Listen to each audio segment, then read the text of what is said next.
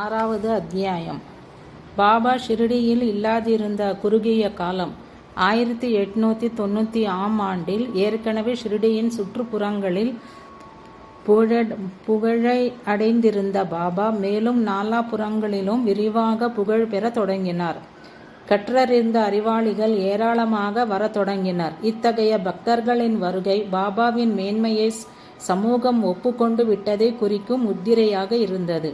இந்த ஆண்டுக்கு முக்கியத்துவம் தரும் மற்றொரு காரணம், தொடர்ந்து 30 ஆண்டு நீண்ட காலம் ஷிரடியிலேயே வசித்து வந்த பாபா இந்த ஆண்டில்தான் அருகிலுள்ள ரஹாத்தா என்ற கிராமத்துக்கு சிறிது காலத்துக்கு அழைத்து செல்லப்பட்டார் என்பதே. பெருகி வரும் புகழ், நேர்மையும் பணிவும் நிறைந்த பக்கீரிடம் ஏதாவது மாற்றத்தை ஏற்படுத்தி இருக்குமோ என்று சந்தேகிப்பவர்களின் கண்களை திறக்க கூடியதாக இருக்கிறது இந்நிகழ்ச்சி. போலி குரு ஜவஹர் அலி. 1890 அகமது நகரிலிருந்து ஜவஹர் அலி என்ற பெயருடைய மௌல்வி ஒருவர் ரஹாத்தாவுக்கு வந்தார்.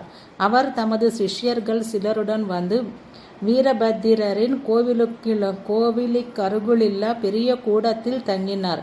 ஜவஹர் அலி நாவன்மை படைத்த பெரும் படிப்பாளி. ரஹாத்தாவின் மக்கள் உடனடியாக அவருக்கு மரியாதை செலுத்த தொடங்கியதில் வியப்பில்லை. மதப்பற்று மிகுந்தவர்களில் பலர், அதுவும் சிறப்பாக முஸ்லிம்கள், அடிக்கடி அவரை சந்திப்பார்கள். அவர்கள் உதவியுடன் வீரபத்திரர் கோவிலுக்கருகில் இட்கா என்ற சுவரை ஈத் பெருநாளின் போது முஸ்லிம்கள் இந்த சுவரின் எதிரே நின்று பிரார்த்தனை செய்வார்கள், கட்ட வேண்டும் என்று கருதினார். அதனால் பின்னால் இரு சமூகத்தினும் இருக்குமிடையே சச்சரவு ஏற்பட வாய்ப்புண்டு என்று கூறி இந்துக்கள் இதை எதிர்த்தனர். எனவே அவர் ரஹாத்தாவை விட்டு வெளியேறும்படி நேர்ந்தது. பின்னர் அவர் ஷிரடிக்கு வந்து சாயிபாபாவோடு மசூதியில் வசிக்க தொடங்கினார். ஷிரடி மக்களும் முதலில் ஜவஹர் அலியின் இனிய பேச்சில் மயங்கினார்கள். பாபா எதுவும் கூறாது தன்னை ஏற்றுக்கொண்டதை சாதகமாக பயன்படுத்தி கொண்ட ஜவஹர் அலி சாயிபாபாவை தமது சிஷ்யர் என்று கூறத் தொடங்கினார். இதன் மூலம் சாயிபாபாவின் பக்தர்களின் மேல் தாம் கேள்விக்கிடமில்லாத உரிமை பாராட்ட முடியும் என்பதை அவர் அறிவார். சாயிபாபா இதை குறித்து கொஞ்சம் கூட ஆக்ஷேபிக்கவில்லை. மாறாக உண்மையான சிஷ்யனை போல் ஜவஹர் அலிக்கு எவ்விதமான இழிந்த பணிவிடைகளையும் கூட செய்ய தொடங்கினார். ரஹாத்தாவின் மக்களும் சாயிபாபாவின் மேல் அன்பு கொண்டு அவரிடம் மரியாதை செலுத்தினார்கள் என்பதை அறிந்த ஜவஹர் அலி ரஹாத்தாவின் இட்கா கட்டுவதில் ஏற்பட்ட எதிர்ப்பை சமாளிக்க பாபாவை உபயோகித்து கொள்ளலாம் என்று கருதினார். மேலும் முற்றிலும் முஸ்லீமாகவே தோன்றிய பாபா இந்த விஷயத்தை ஒத்துக்கொள்வார் என்றும் கருதினார். இத்தகைய இனிய கற்பனைகளும் வெற்றி கிடைப்பதாக தோன்றிய நம்பிக்கையும் அவரை பாபா எப்போதும் உச்சரித்து வரும் அல்லாஹ் மாலிக் ஹை, ஆண்டவனே தலைவன் என்ற உண்மையை மறக்க செய்துவிட்டன. எனவே அவர் சாயிபாபாவையும் அழைத்து கொண்டு ரஹாத்தாவுக்கு சென்று அங்கே குருவும் சிஷ்யருமாக சேர்ந்து வாழத் தொடங்கினர். அவர்கள் ஷிரடிக்கு அடிக்கடி வருவதுண்டு. எனினும் அவர்களது முக்கிய இருப்பிடம் ரஹாத்தாவாகத்தான் இருந்தது. பக்தர்கள் ரஹாத்தாவில் சாயிபாபாவை வந்து கண்ட வண்ணம் இருந்தார்கள். லக்ஷ்மண் கோவிந்த் முங்கே என்பவர் கூறுகிறார்,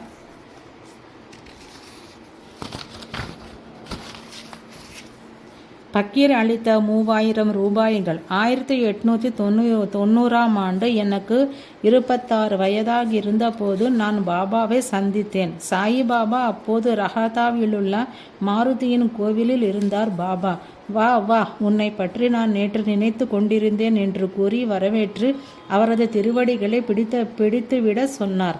நான் அவ்வாறே செய்தேன். பிறகு அவர் ஒரு மாம்பழத்தை கொடுத்து உண்ண சொன்னார். அதை தின்றேன். அது மிகவும் இனிப்பாக இருந்தது. பின்னர் பாபா, நீ எதற்காக இங்கு வந்தாய் என்று கேட்டார். நான், எனக்கு திருமணம் ஏற்பாடாகியுள்ளது, ஆனால் என்னிடம் நகைகள் இல்லை. இங்கேயுள்ள என் சித்தப்பாவிடமிருந்து நகைகளை கடன் வாங்கி செல்லவே வந்தேன் என்றேன். பாபா, யார் யாருக்கு சொந்தம்? கொடுப்பவர் யார்? வாங்கிக் கொள்பவர் யார்? எவரும் தக்க சமயத்தில் உதவ மாட்டார்கள். உனக்கு 1000 அல்லது 3000 ரூபாய் பெருமான நகைகள் தேவையானால் என்னிடமிருந்து வாங்கிக் கொள் என்றார். முரட்டு துணியை ஆடையாக அணிந்து கொண்டு கையில் வெறும் ஒரு தகர டப்பாவை மட்டுமே வைத்து கொண்டிருக்கும் பாபாவை பார்த்தேன்.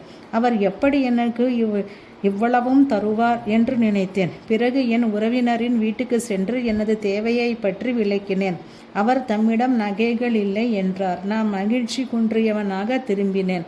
நகைகள் கிடைக்காத காரணத்தால் திருமணத்தை ஒத்தி போட வேண்டியதுதான் என்று நினைத்தேன். அந்த சந்தர்ப்பத்தில் ஒரு நண்பன் வரவை அவனிடம் என் நிலையை பற்றி கூறினேன். அவன் உடனே எனக்கு உதவி செய்ய முன்வந்தான். அவன் சிபாரிசு செய்ததின் பேரில் சின்னர் என்னும் இடத்தை சேர்ந்த ஒரு குஜராத்தி வியாபாரி எனக்கு சிலம்புகள், மூக்குத்தி இவற்றையும் கொடுத்து 3 தோலாக்கள் தங்கத்தை ஒரே நாளில் நகை செய்து அவற்றையும் எனக்கு கடனாக அளித்தார்.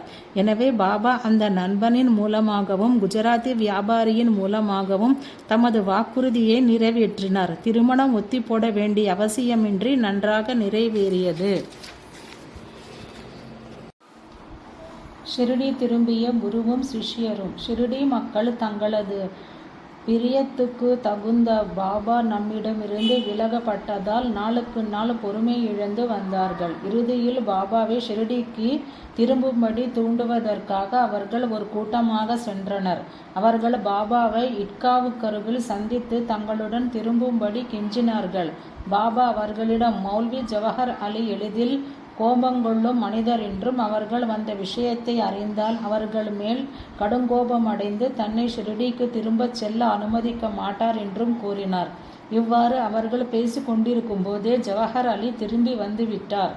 தனது அருமை சிஷ்யரை அழைத்து போவதற்காக அவர்கள் வந்துள்ளார்கள் என்பதை அறிந்து மிகுந்த கோபமடைந்தார். வந்தவர்களும் எளிதில் விடுவதாக இல்லை. நீண்ட நேர விவாதத்துக்கு பிறகு குரு சிஷ்யர் இருவருமே ஷிரடிக்கு போய் வாழ வேண்டும் என்று தீர்மானிக்கப்பட்டது. மேலும் தாமதமின்றி அவர்கள் அவ்விதமே செய்தனர். போலி குரு திருந்துதல். ஷிரடியை சேர்ந்த உள்ளூர் பக்தர்களுக்கு சாயிநாதருக்கும் ஜவஹர் அலிக்கும் இடையே இருந்த வித்தியாசம் பளிச்சென்று தெரியவே ஜவஹரின் வேடத்தை பொறுத்து கொள்ள முடியாமல் அவரது தகுதியின்மையை வெளிப்படுத்த முயற்சித்தனர். ஷிரடியில் தேவிதாஸ் என்ற பெயர் கொண்ட ஒரு இளம் மகான் இருந்தார். அவர் ஷிரடிக்கு தமது 10 அல்லது 11வது வயதிலேயே வந்துவிட்டார். இது சாயிபாபா வருவதற்கு 12 ஆண்டுகள் முன்பு நிகழ்ந்தது.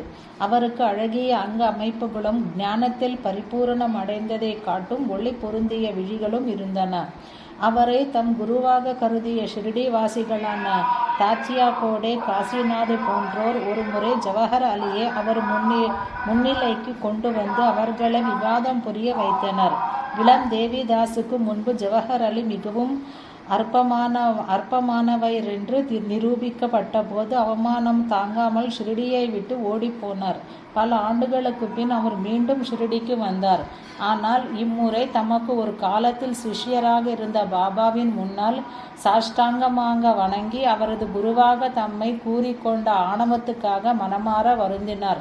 தமது முன்னாள் நடத்தைக்கும் வருத்தம் தெரிவித்த போது சாயிபாபாவோ அவரை அன்போடும் பெரும் மரியாதையோடும் நடத்தினார். பாபாவின் பணிவு. தமக்கு புகழ் வளர்ந்து வரும்போதும் பாபா எவ்வாறு திடமாகவும் பாதிக்கப்படாதவராகவும் பணிவிலேயே நிலைத்திருந்தார் என்பதை நிரூபிக்கும் மற்றொரு நிகழ்ச்சியும் உண்டு. சாயியின் பக்தர்களில் ஒழுங்கற்ற போக்குள்ள விசித்திர பிறவி ஒருவரும் இருந்தார். பாபா மனது வைத்தால் மட்டுமே அவரை அடக்க முடியும். பாபாவோ எப்போதாவது தான் அவரை அடக்குவார். அவரது பெயர் நானாவல்லி என்பதாகும். ஒருவித வெறி பிடித்தவர் என்றே அவரை அழைக்கலாம். ஏனெனில் பாபாவிடம் எவருக்காவது நம்பிக்கை இல்லை என்றால் அதை பொறுக்காததோடு அவரது பொறுமை இன்மையை முரட்டுத்தனமாக வெளிப்படுத்துவார். ஆனாலும் அவரும் பெரும்பாலும் பாபாவின் மகிமையை பற்றி ஆராய்ச்சி கண்களோடனிடையே பார்ப்பார். ஒரு முறை அவர் தமது உயரமான ஆசனத்தில் அமர்ந்திருந்த பாபாவை அணுகி அவரை எழுந்திருக்கும்படியும் தனக்கு அங்கே உட்கார வேண்டும் என்றும் கடுமையாக கோரினார். பாபா உடனே விருப்பத்தோடு எழுந்து கொள்ள நானாவல்லி அங்கே அமர்ந்தார். சில கணங்களுக்கு பிறகு நானாவல்லி எழுந்து பாபாவிடம் தம் இருக்கையில் அமரும்படி கேட்டுக்கொண்டார்.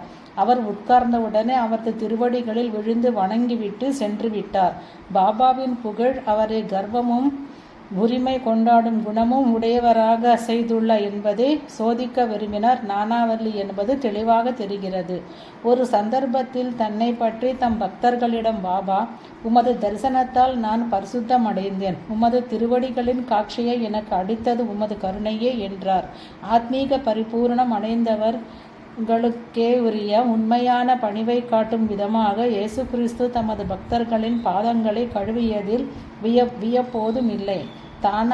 தானாவை சேர்ந்த ஷாமராவ் ஜெய்கர் என்ற சிறந்த ஓவியரிடம் M.W. பிரதான் என்பவர் பாபாவின் படம் ஒன்று வரையும்படி கூறினார்.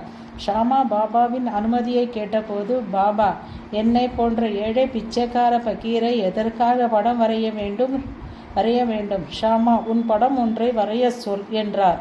இறுதியில் பாபாவை தூண்டி சம்மதிக்க வைத்தனர். ஜெய்கரால் வரையப்பட்ட படங்களில் ஒன்றுதான் துவாரகா மாயில் பாபா வழக்கமாக உட்காரும் அதே இடத்தில் வைக்கப்பட்டுள்ளது.